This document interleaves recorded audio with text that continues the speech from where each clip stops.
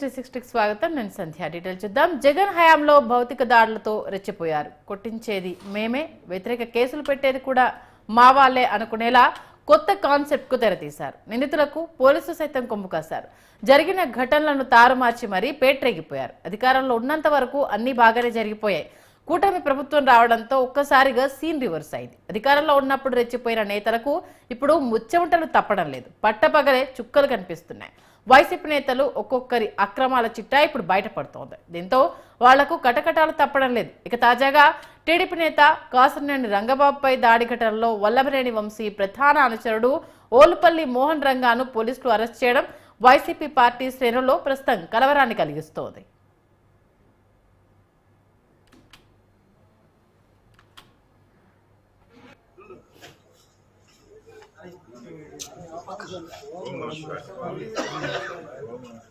పెద్దయినా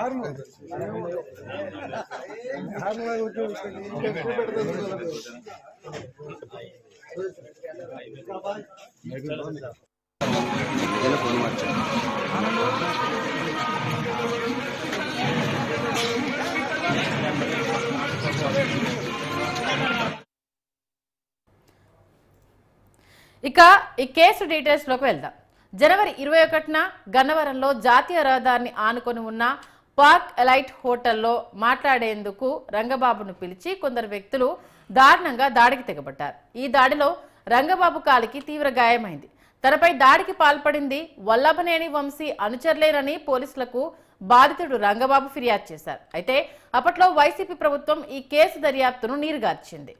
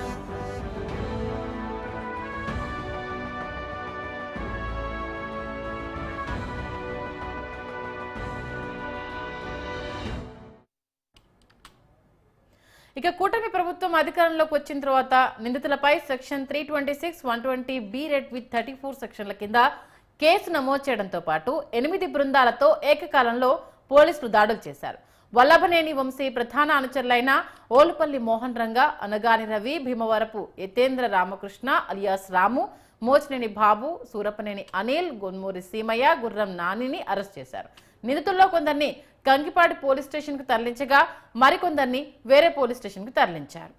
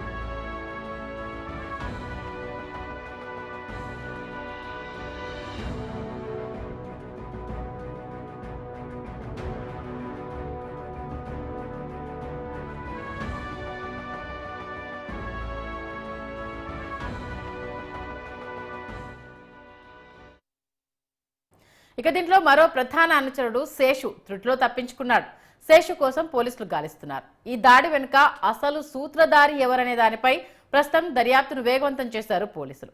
వాస్తవానికి రంగబాబుపై అటాక్ చేసిన కేసులో సంబంధం లేని వ్యక్తులతో తప్పుదో పట్టిస్తున్నారని టీడీపీ నాయకులు గతంలో ఆందోళన చేశారు. అప్పట్లో దాడికి పాల్పడిన నిందితులు హైదరాబాద్ పాత బస్తీకి చెందిన వారిగా గుర్తించడం జరిగింది. జునైద్, జహీర్, ఫర్ఖాన్, రాజు, చిరంజీవులను అదుపులోకి తీసుకున్నారు. కేసుతో ఎటువంటి సంబంధం లేని ముగ్గిరాల చిరంజీవిని ఏవన్గా చేర్చారు పోలీసులు. ఇక పోలీసులు చేయాల్సిన పనిని అప్పట్లో టీడీపీ నేతలు చేపట్టారు.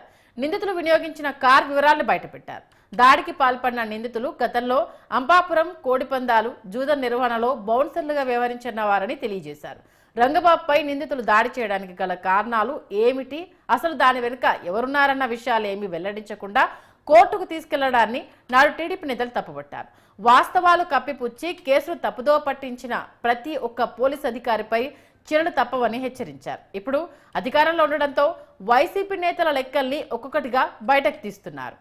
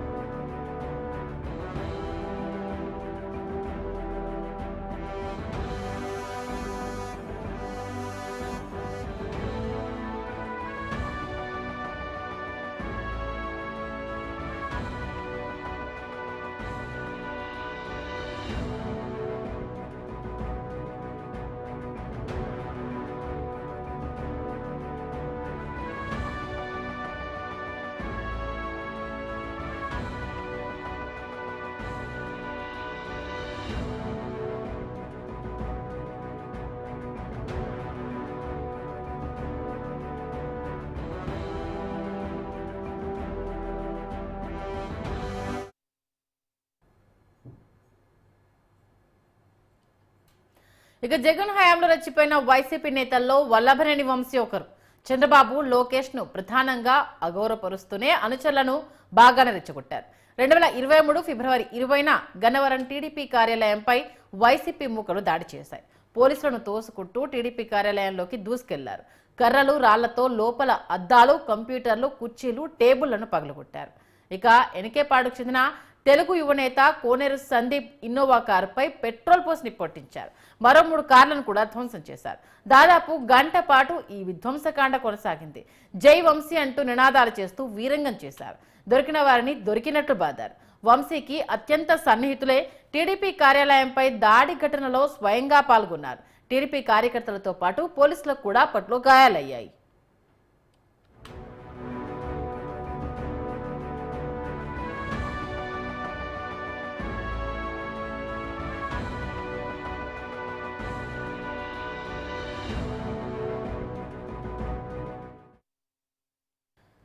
ఇక వంశీ వర్గాలుగా ముద్రపడిన వారిలో ఓలుపల్లి రంగ, రవి, నగేష్, తేలప్రోలు రాములుగా పిలిచే భీమవరపు యతేంద్ర రామకృష్ణ, నల్లప్రసాద్, పోతుమర్తి బాబు, కొల్లుచిట్టి, గొంది పరంధామయ్య, గుడ్జేటి సుధాకర్, త్రిపురనేని బాబు ఈ దాడికి నేతృత్వం వహించినట్లుగా సామాజిక మాధ్యమాల్లోని దృశ్యాల్లో స్పష్టంగా కనిపించింది. ఈ ఘటన ఎందుకైనా జరిగినా దాడికి పాల్పడింది ఎవరైనా సరే చివరికి కేసులో మాత్రం టీడీపీ నేతలే ఉండాలి. ఇదే అప్పటి ప్రధాన పొలిటికల్ కాన్సెప్ట్.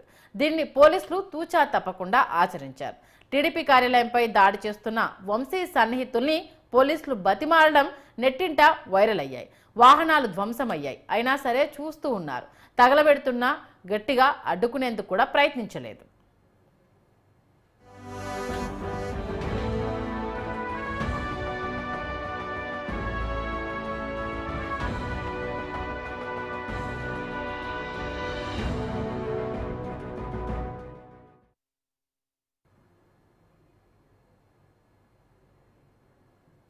ఇక వల్లభనేని వంశీ టీడీపీ అధినేత చంద్రబాబు కుమారుడు లోకేష్ నే కాదు, ఆయన సతీమణి నారా భువనేశ్వర్ని కూడా వదిలిపెట్టలేదు.